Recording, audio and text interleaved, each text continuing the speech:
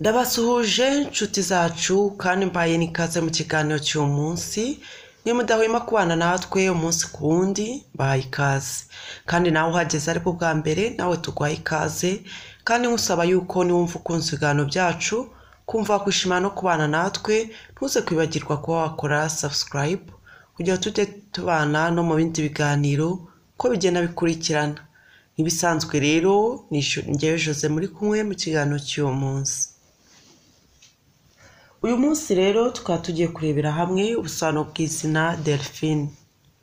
Delphine rikaba ari izina rihabwa umwana w'umukobwa, rikaba rifite inkomoko mu rurimi rw'ikilatini aho risobanura igifi kinini cyo mu bwoko bwa dolphin.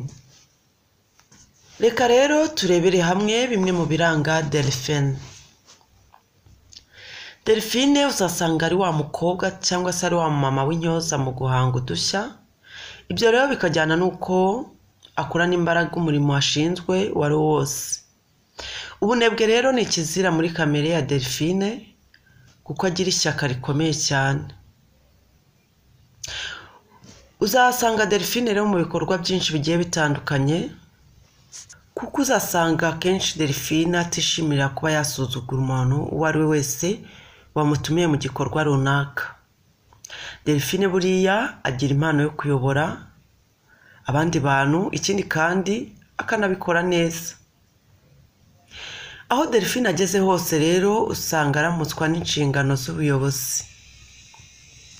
Delphine ni wa muntu uzasanga yihagararaho mu byo avuga byose. Ikindi kandi ni uko ari wa muntu witondera intego yihaye kugira ngo abashe kuba yazigeraho neza. Iteka ryose rero Delphine abashakisha ibitekerezo bishya bitandukanye n'iby'abandi, akanaharanira kuba yabibyaza umusaruro. Mu miterere rero ya Delphine uzasanga agira amahane kuko abayoboye bose usanga bayoboresha igisa n'igitugu kandi kwihangana ntibimurangwaho. Ubwo rero ubusobanuro bw'izina Delphine. Ndabasuje mwese ba Delphine ahantu muri hose, ba Delphine, ba Dafi, ba Daphine, ndumva ariyo abbreviation yayo. Ndabasuje cyane, amahoro n'imigisha y'Imana ikomeze kubabaho. Hasi mba nashyizeho nimero 2 kuri WhatsApp, hari byo ukeneye kunganirizaho wanyandikira nta kibazo.